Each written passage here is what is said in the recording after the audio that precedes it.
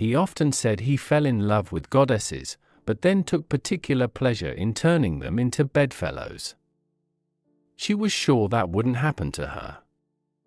After all, they had been together for so long, and it was all just for others, for passing fantasies. But who could have known what awaited them in this cruel and merciless world, where Picasso's love knew no bounds? When it comes to Pablo Picasso, most people immediately conjure up an image of the brilliant artist whose paintings turned the art world upside down. But what is often forgotten is that behind these masterpieces lies an equally fascinating story of his personal life. Let's talk about Fernando Olivier, the woman who was his muse, his lover and, in fact, the first real woman with whom Picasso spent all 7 years of his life. A short journey into a new life. Born Amélie Lang, Fernande Olivier spent her childhood under the strict supervision of an aunt who took on the role of a strict mother. But the aunt seemed unable to see that the girl was not ready to live by her rules. And so, barely grown up, Amélie decided to change her destiny. She ran away from home, took some money and jewelry with her, and changed her name to one more suited to her new life, Fernanda. Sooner or later she found herself in Montmartre, the heart of Parisian Bohemia, where she met the future artist Pablo Picasso. The woman who inspired Picasso. If Pablo Picasso could choose his muse again, he would probably choose Fernande Olivier. There are many stories in the art world about great artists being inspired by women, but the story of Picasso and Fernanda is a special chapter. She became not only a model for his paintings, but also a major source of inspiration for 7 years. During this time, she was not only his girlfriend, but also the most important figure in his life and art. Fernande Olivier, from poor girl to muse of a great artist. Born Amélie Lang, Fernande came from a dysfunctional family. Her relationship with her aunt, with whom she was brought up, was far from ideal. From childhood, she was used to being independent and finding her own way. At the age of 18, disillusioned with life, she ran away from home, changed her name to Fernanda and hurried off to Paris. In this city of freedom and art, Fernanda found herself in Montmartre, the capital's most creative district. Here, among poets, artists and actors, she began a new life. Her beauty and eccentricity did not go unnoticed in the Parisian bohemian world. Fernanda became a model and soon became the favorite of one of the most famous artists of the time, Pablo Picasso. Picasso's muse, love and art.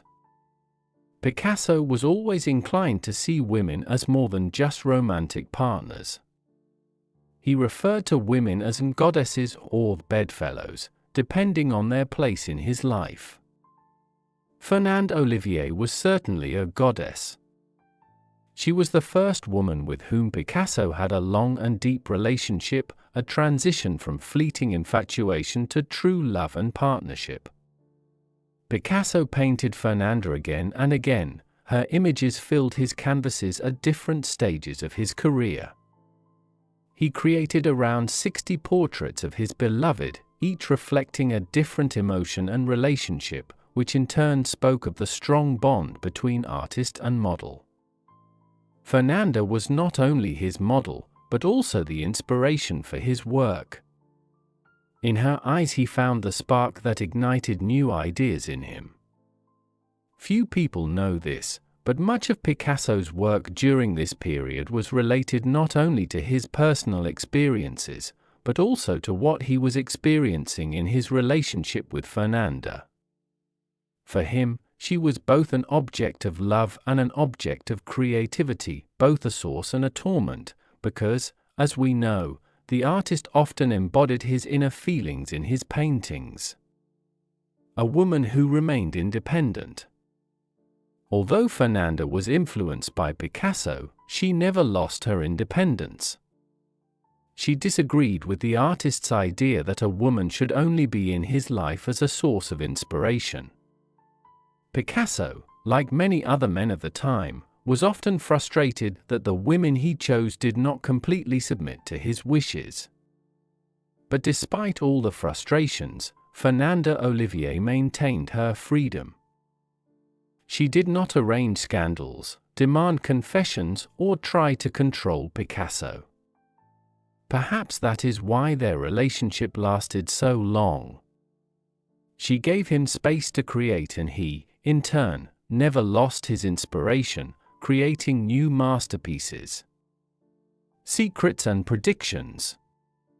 One of the most fascinating and mysterious moments in the lives of Pablo Picasso and Fernande Olivier were the prophecies and predictions that seemed to become part of their reality.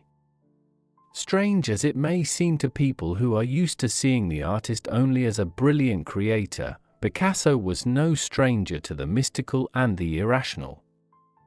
And perhaps it was these mystical elements that played a role in changing the dynamics of their relationship. Max Jacob was a soothsayer and friend of Picasso. Max Jacob, French poet, artist, and spiritual advisor, was one of Picasso's closest friends.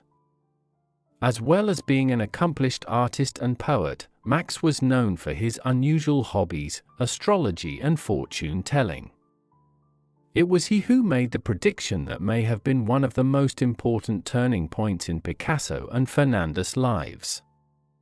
One day, when Picasso and Fernanda's relationship was just beginning to take off, they went to see Max Jacob, who predicted their future. He told them that one day Fernanda would leave Picasso and another woman would take her place. The prophecy also concerned Picasso himself. He would marry an aristocrat and his life would be full of insoluble contradictions. These prophecies, later recounted by Fernanda herself, turned out to be not just mystical prophecies, but a real foreshadowing of what was to come. Picasso and magic, predictions that came true with precision. Picasso may not have been a superstitious man, but Max Jacob's strange premonition penetrated so deeply into his consciousness that the artist began to truly believe in predictions, and they became an integral part of his life. Interestingly, the prophecies about the changing women in his life and his marriage to an aristocrat literally came true. After Picasso separated from Fernanda, Jacqueline Roch came into his life and eventually became his second wife. She was indeed an aristocrat, and her relationship with Picasso was exactly as Jacob had predicted. Oh, and the artist himself was for a long time uncertain about his relationship with Fernanda, despite all the years they spent together. Jacob's prophecy, love, betrayal, and the future. But an even more mystical aspect of this prediction is the fact that it was so detailed. Not only did Jacob predict that Picasso would marry an aristocrat, but that their relationship would be a somehow alien. Jacob said that they would be like aliens from different planets living together, but never really understanding each other. When a new love object appeared in Picasso's life, this prophecy became an accurate reflection of his personal life. His relationship with Jacqueline Roch indeed had all the hallmarks of them living as aliens from different planets. Despite all the love and affection, their relationship was complicated, and at some point Picasso began to realize that he was once again in that cycle of relationships where he tries to find meaning and harmony but cannot. Mystical signs in his work. In addition, many scholars of Picasso's work argue that his works related to Fernanda were also a reflection of the artist's mystical perception of the world. For example, his paintings from the Rose period, which depict scenes of love and longing, but also contain elements of mystery, are often full of symbolism and hidden meanings that can be interpreted as metaphors for his inner state and what was predicted to him. Mysteries of Destiny: How Mysticism Influenced Her Life. Fernanda, of course, did not believe in Jacob's predictions and was sure that their love would last forever. She could not even imagine that one day Picasso would leave her for another woman, as his friend had predicted. But as is often the case in life, prophecies come true even when we don't believe in them. Like the mystical prophecies, their relationship ended when Picasso seemed to have found a new source of inspiration. Closer to the stars, but not to Picasso. As Picasso's career took off, the money started to come in and Fernanda decided it was time for a change. She started buying fancy clothes, perfumes and hats. But her real wish was a little more ambitious. She dreamed that Picasso would marry her and give her a child. But Pablo was adamantly opposed. Then they found a compromise. They took a girl from an orphanage. But caring for the child never became important to Fernanda.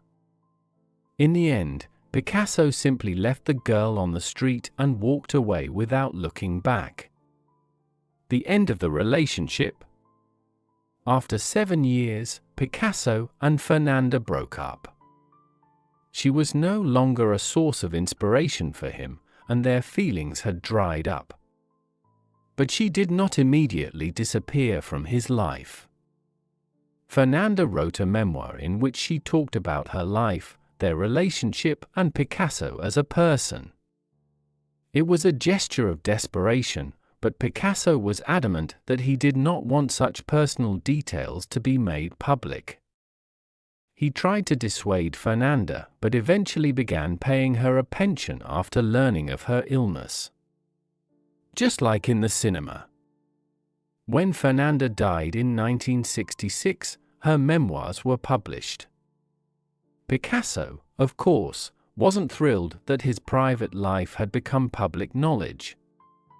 But as is so often the case, sooner or later everything secret comes to light. A few years after her death, Fernanda's candid diaries were published, and now the whole world knows about the passion and drama behind Picasso's famous paintings. What can be said in conclusion? The story of Picasso and Fernanda Olivier reminds us that even great artists are not immune to personal drama and conflict. And although Picasso was able to create masterpieces, his love for a woman, like all of us, went through moments of passion, betrayal, and loss. At some point, each of us has to face the fact that life is not just about art, but also about relationships, which make us stronger and purer. So we looked at the amazing and multifaceted life of Fernanda Olivier, a woman who inspired Pablo Picasso and played an important role in his work. From her early years and struggles for freedom to becoming an indispensable muse, Fernanda proved that even in the shadow of a great artist one can find room for self-expression and independence. Despite all the difficulties and emotional turmoil, her story has left its mark on the history of art and on Picasso's life. Don't forget to subscribe to our channel, give us a like and leave a comment. What do you think it would be like to live in the shadow of such a brilliant artist? What would you do if you were Fernanda?